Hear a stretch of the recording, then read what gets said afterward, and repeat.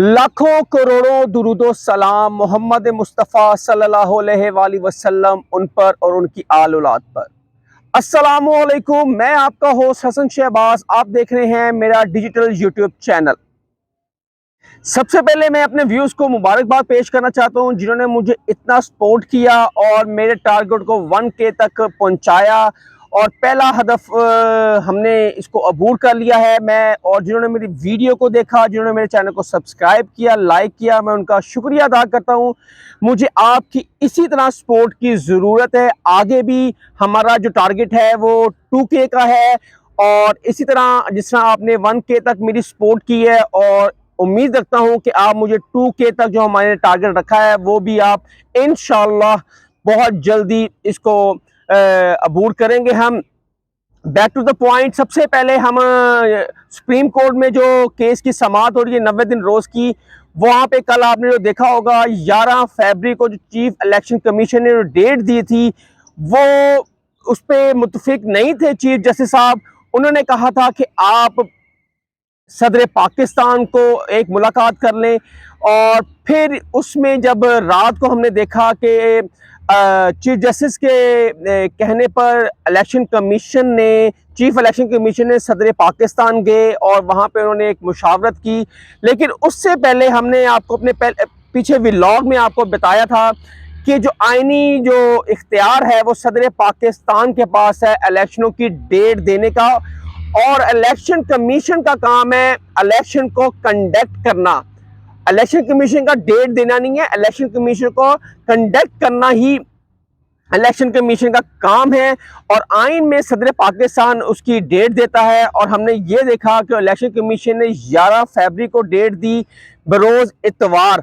लेकिन जब रात को chief election commission attorney general सदर पाकिस्तान को मिले और वहाँ पे बाहमी मुशावरत के साथ जब उन दोनों फ्रीकैन के लिए बाद एक हतमी डेट जो डिसाइड हुई वो 8 फरवरी जुमेरात का दिन बनता है 2024 को, और ये दोनों ने इत्तफाक किया, चीफ इलेक्शन कमीशन ने भी और सदर पाकिस्तान ने भी। 8 फरवरी को अब पाकिस्तान में जनरल इलेक्शन होंगे और आज मैं जब आपसे व्लॉग कर रहा हूँ इस टाइम सुप्रीम कोर्ट में उसकी समाअत भी जारी है 90 रोज की और अब दोनों फ्रीकैन में अब वो उन्होंने तहरीरी तौर पर लिख कर दे दिया है कि 8 फरवरी को इलेक्शन होंगे और सुप्रीम कोर्ट ने ये ऑर्डर भी जारी कर दिया है और उन दोनों फ्रीकैन से लिखवाना भी शुरू कर दिया है।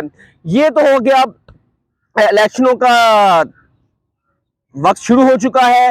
अब सियासी जमातों ने अपने मुहिम स्टार्ट करनी है और कप्तान ने एक बहुत बड़ी खबर जेल से दी है और रात को जैसे कप्तान को पता चला, आपको पता है कि कप्तान को हर घंटे बाद एक मुख्तलिफ चैनल दिखाया जाता है। जैसे कि कप्तान इस टाइम अगर जियो देख रहे हैं तो घंटे बाद वो ARY देखेंगे, फिर घंटे बाद खुद ब खुद चेंज हो जाएगा।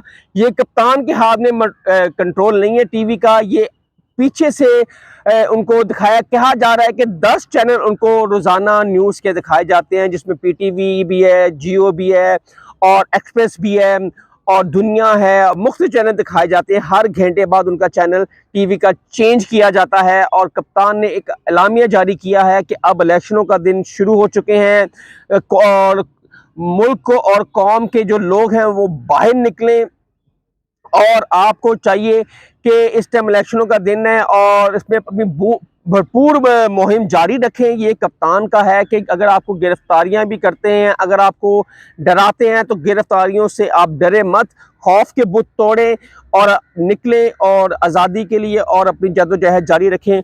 और सेकेंडली जो हम इस पे बात कर रहे हैं आपसे इस टाइम, एक और इंटरव्यू आने वाला है और बल्कि रिकॉर्ड हो चुका है इंटरव्यू। मैंने आपको अपने पिछले व्लॉग में कहा था कि एक दोबारा इंटरव्यू किया जा रहा है। आपको याद है कि जो इंटरव्यू देने वाले उस्मान डार हैं, उसके बाद फ़ारूक हबीब हैं और सदाकत अब्बासी हैं। ये 3 PTI के जो रहनुमा थे वो उन्होंने इंटरव्यू दिया था। अब इंटरव्यू दोबारा एक इंटरव्यू जारी हो चुका है। आपको पता है वो इंटरव्यू सलीम साफ़ी साहब को दिया है जियो न्यूज़ के जिरगा का वो प्रोग्राम करते हैं, ये कुरा उनके नाम निकला है। और अब वो बंदा भी बता दूं कि कौन है जिसका इंटरव्यू दोबारा देगा। मैं आगे आके आपको बताता हूँ कि बंदा किसने दिया है और किसने वहां तक उसको पहुंचाया है। और ये कोशिश है कि या आज या कल सलीम साफ़ी साहब का जो जिरगा होता है वो सैटरडे, संडे और फ्राइडे को होता है। और वो कोशिश है या आज इंटरव्यू नशर होगा या कल इंटरव्यू नशर हो जाएगा। ये हमारी चिड़िया ने हमें बता दिया है कि इंटरव्यू रिकॉर्ड हो चुका है और ये जियो के दफ्तर में दोबारा रिकॉर्ड हुआ है और सलीम साफ़ी इसको होस्ट करेंगे। और उस बंदे का जो नाम है वो है सदाकत अब्बासी साहब। सदाकत अब्बासी ने इससे पहले आपने डॉन को इंटरव्यू दिया, उसके बाद वह बड़ी उस पर बहस भी हुई, लोगों ने मुख्तलिफ राय दी। और सदाकत अब्बासी ने दोबारा इंटरव्यू दिया इसलिए है कि उन्होंने खुद कहा है कि मैं दोबारा इंटरव्यू देना चाहता हूं और बहुत सारे इंकशाफात करना चाहता हूं।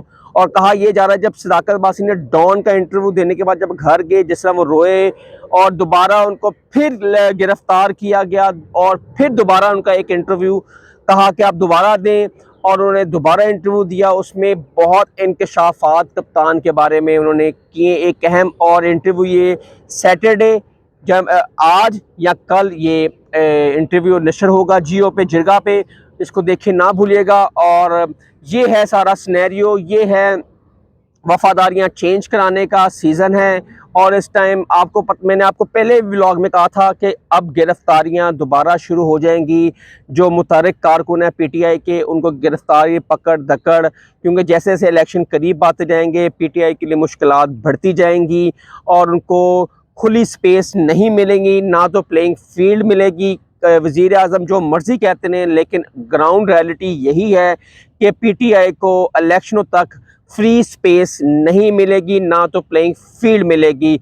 और हसन शहबाज को नेक्स्ट व्लॉग के लिए इजाज़त दें। अगर आपको मेरी वीडियो पसंद आई हो उसको लाइक और शेयर और सब्सक्राइब ज़रूर कीजिएगा। हसन शहबाज को इजाज़त दें। अल्लाह हाफ़िज़।